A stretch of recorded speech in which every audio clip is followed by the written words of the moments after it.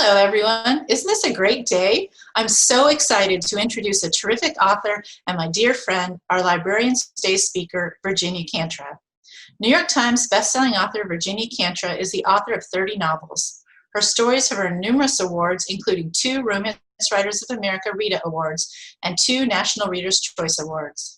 Meg and Joe, her debut women's fiction novel, received starred reviews from Publishers Weekly and the American Library Association's book list and was praised by People magazine. Virginia is married to her college sweetheart, a coffee shop owner who keeps her supplied with caffeine and material. They make their home in North Carolina, where they raise 3 mostly adult children.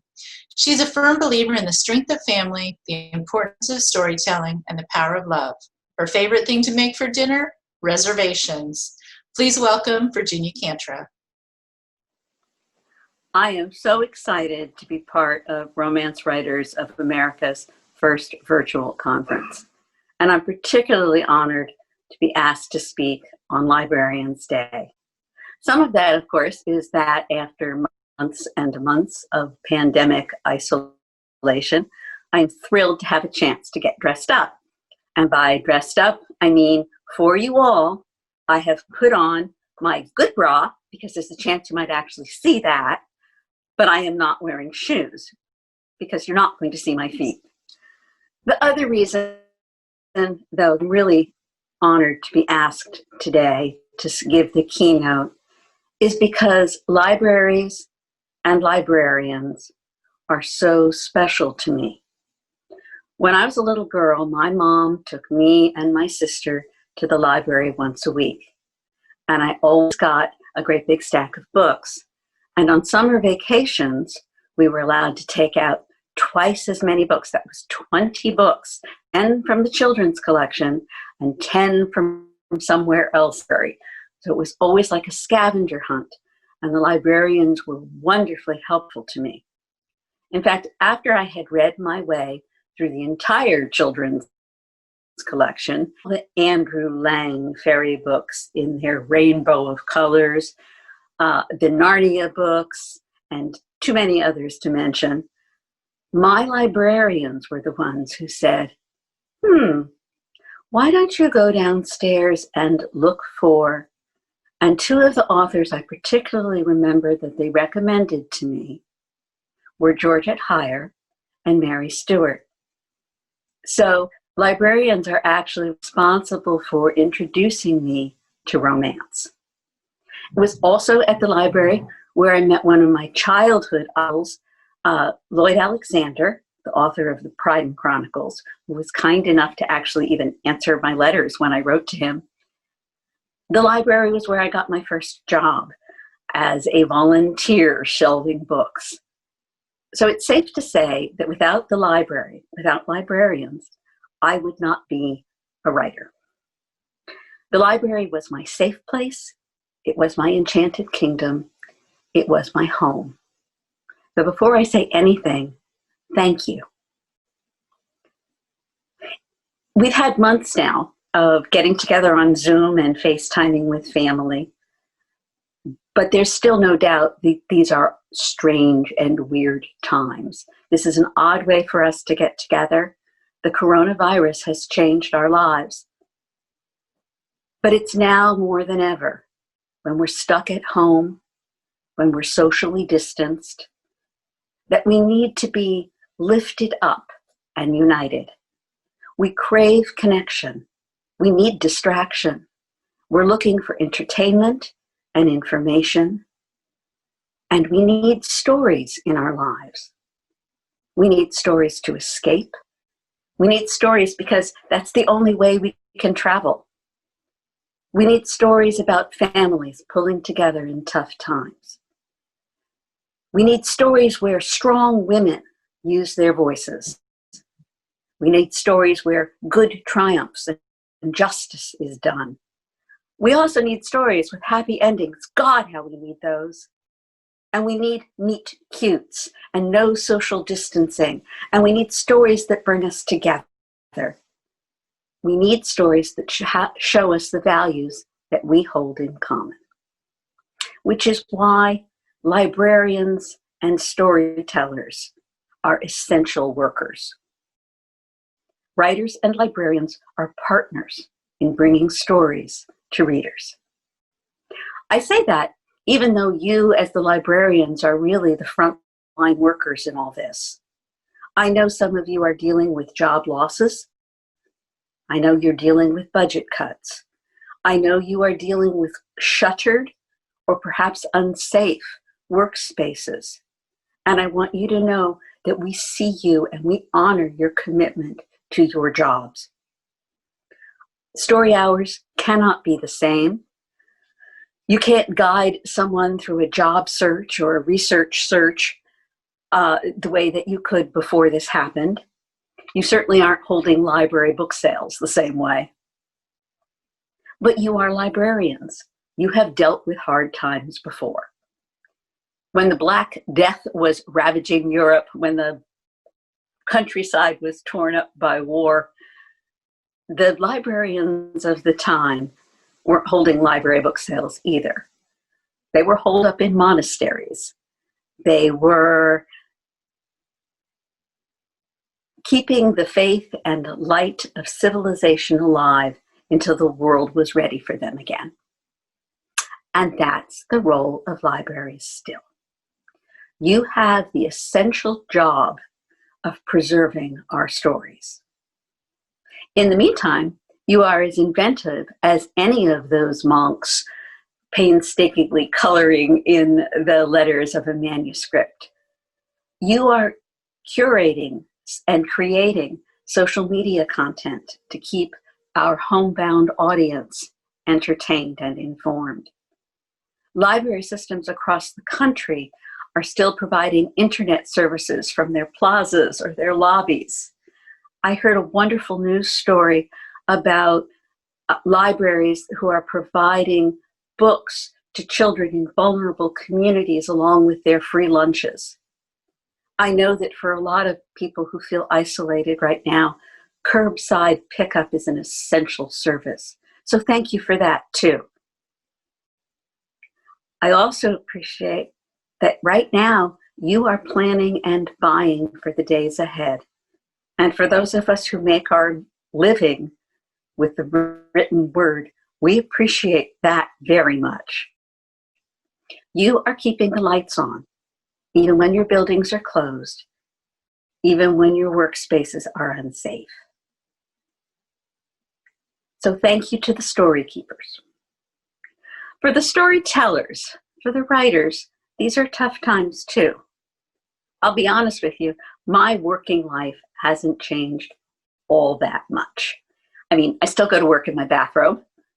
It's still a big day if I make it past the mailbox at the bottom of my driveway. I do miss book signings. I miss interacting with readers. I rarely get to see my friends except online, but that hasn't actually changed. But writers are dealing with the same miasma, with a certain contagion in the air. And I'm not talking about the virus. I'm talking about the pressure of the world around us right now. It's out there. It's pressing in. The first stories ever told in caves or around the ring of the firelight were attempts to make sense of the world, to give meaning and order to the things outside that ring of light, to the things outside our human control, to things like life and death and danger and sickness and the stars. The stories the first storytellers told made order out of chaos. They answered essential questions like, who am I? What is my purpose? And if that sounds a lot like my Baltimore catechism, that is, of course, part of my story. But we're looking for meaning. We're looking for the order out of chaos. Right now, we may feel, the storytellers may feel that the stories we have aren't equal to the moment, that they're not weighty enough, that we don't have anything to say, or we have something to say and we're concerned that our voices will not be heard. Right now, between the pandemic and the struggle for social justice and worries over the climate or the upcoming election, who has the energy for romance, either the real or the virtual kind? How important are our stories, really? Well, because I'm a storyteller and I want to make sense out of story, I have a story to answer that. And the story's about my dad. My dad was an English professor. He was not a demonstrative man. His claim to fame, it was a book about religious satirists and their art called All Things Vain. And when I was an adolescent, he would take me and my mom and my sister, and we went on 2 long sabbaticals in Europe, 10 and 11 weeks. So you just have to imagine my dad, my mom, and his 2 adolescent girls, and my sister's guitar being hauled through Europe on a budget. As long as I can remember, and we're going back now 40 years probably, he was working on these 2 books. And one of them was, he envisioned this travel pocket guide. And what he did is he kept a very meticulous record of every place we went, everything we saw, every penny we spent, every mile we traveled. And he recorded them in a book with the idea that he was going to create this pocket travel guide designed to fit precisely in a man's dress shirt breast pocket. And Dad was very ahead of his time. I mean, he had a computer, he picked out careful fonts, he chose the paper size, he found icons of all the countries' flags that we had traveled on, and he worked on this and he worked on this. And sometime in those 40 or 50 years that he was working on this, the internet happened. And then smartphones. And my dad was right. People do want a pocket travel guide with real life recommendations from somebody who's a traveler who's really been there. But they weren't looking necessarily for my father's. But he kept working on it, this book that my family never saw. Every once in a while, I'd get a call from him. Do you remember what we had for dinner that night in Bruges in 1970? And I'd have to answer him, no, Dad, sorry, I don't. And then later, in the last couple of years, after his heart attack and after his stroke, he would call and ask for help with his computer because he was having increasing frustration with that. And then when I was writing Meg and Joe, my dad died. Now, because I had helped him a little sometimes with his computer, I knew his password, which of course he had not written down. And before my mother junked his hard drive, I downloaded the manuscripts of the last few things he was working on, the drafts of his pocket travel guide. The files are in WordPerfect, which may exist as a program somewhere, but it's not on my computer.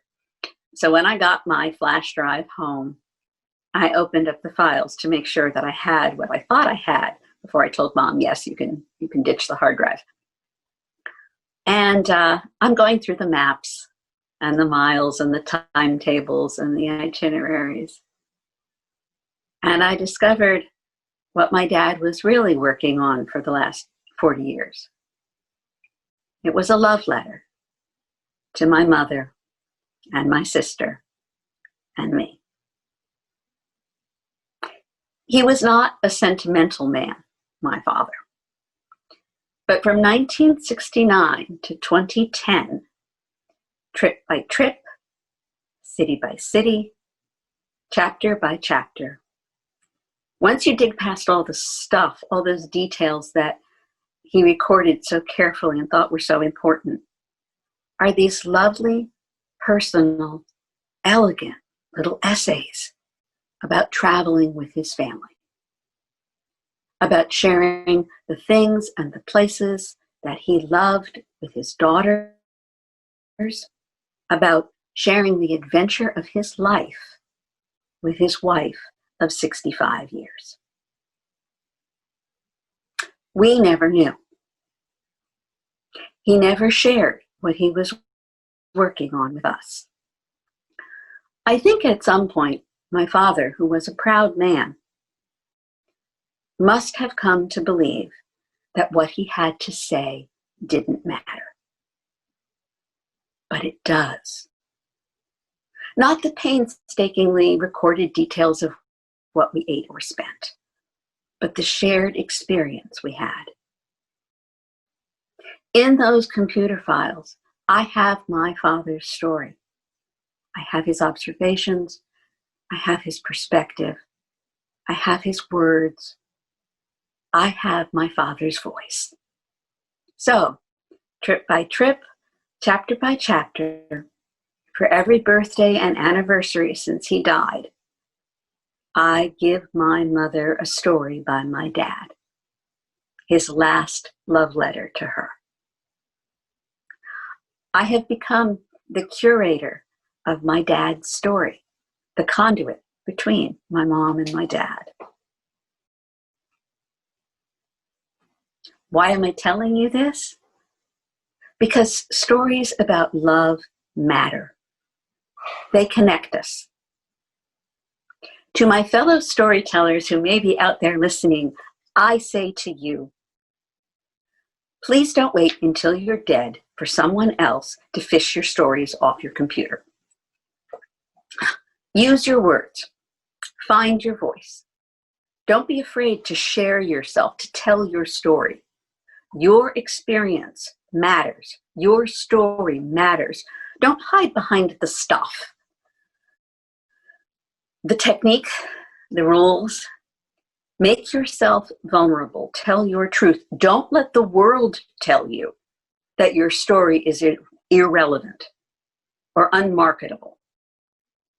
We need stories that reflect and respect our experience and our emotions, and the diverse experience and emotions of our readers. We need stories that promote understanding, that teach empathy. It is by sharing our stories, by being vulnerable, that we touch one another's hearts. A communication isn't complete until it's received. My dad writing those lovely essays, he's not done until my mother gets them.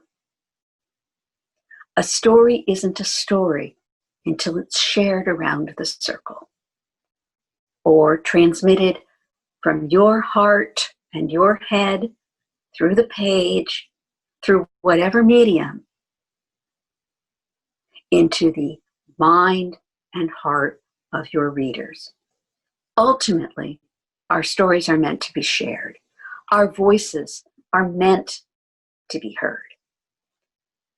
And so, we storytellers, we drew this brave, true thing. We brainstorm an idea, we commit our hearts to paper or onto the computer screen. We resist the world's messages that say, you don't matter. And even though we're afraid, even though we really hate rejection, which is why we're such introverts, we pitch to an editor, or we polish up and send out our manuscripts, or we send a proposal to an agent, or we click publish now on a digital platform. As writers, sometimes it's painful to tell our truths, especially if you're going someplace deep or dark or raw in your character's story or backstory. Because that actually requires that you access your own personal emotional history. Your character's experience may not be an exact duplicate of yours, but their emotions have to reflect your emotional reality. And you need to find a way to pull off the scabs sometimes, to bleed onto the page, as somebody else famously said. We have to tell the truth. We have to be authentic. We have to make ourselves vulnerable. And sometimes that sucks. The longer I write, the harder this gets for me, and it was never easy. I am, after all, my father's daughter. Sometimes I don't even know my character's own deep conflicts until I'm well into the book. I'm working on Beth and Amy's story now, and I was well over halfway through before I had Beth figured out. I said to my husband as I went back for another rewrite, she's been telling herself she's fine for so long that she even had convinced me. I didn't actually want to torture her or myself by challenging that assumption. Maybe after the past couple of years, especially in the last 6 months, I just wanted to escape. But it won't surprise you to know that when I was writing Meg and Joe, as I'm writing Beth and Amy, and these, of course, are the Ultimate Sisters books, right? I mean, they're based on Louisa May Alcott's Little Women. The story is a lot about fathers and daughters.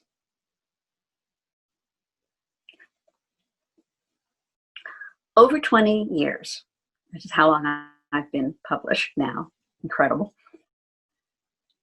I've been chipping and stripping away at the stuff. Not timetables and itineraries necessarily, but the defenses that I put between myself and the world. I've not only had to learn to make myself vulnerable, I've also had to give myself permission to rejoice. We are storytellers. Our stories make the world a better place. We make sense of things. We give life to dreams. We do make ourselves vulnerable, but then we deliver on the happy ending.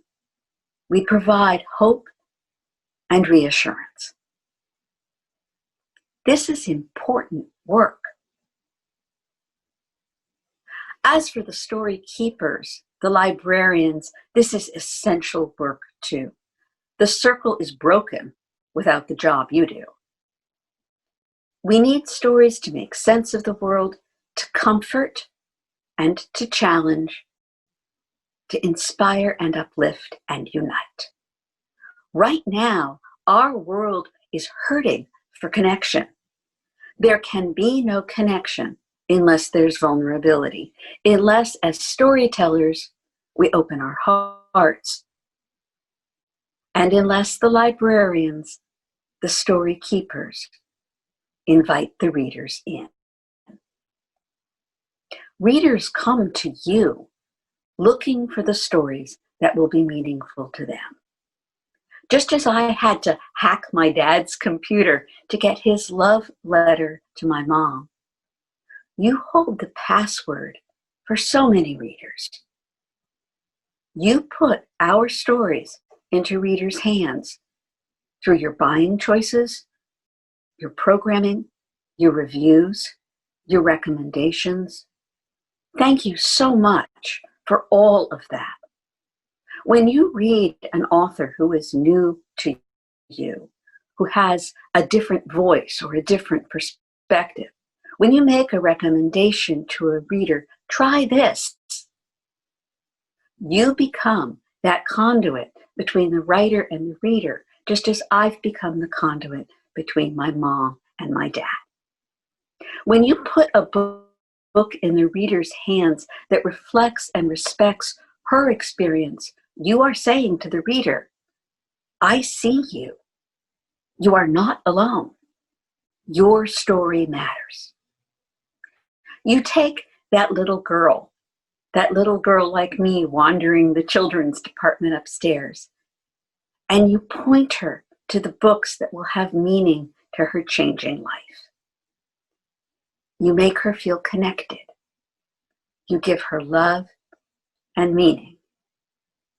And if you send her to the romance section, you give her that happy ending. Thank you, librarians, so much for keeping the lights on. We are so grateful you are here.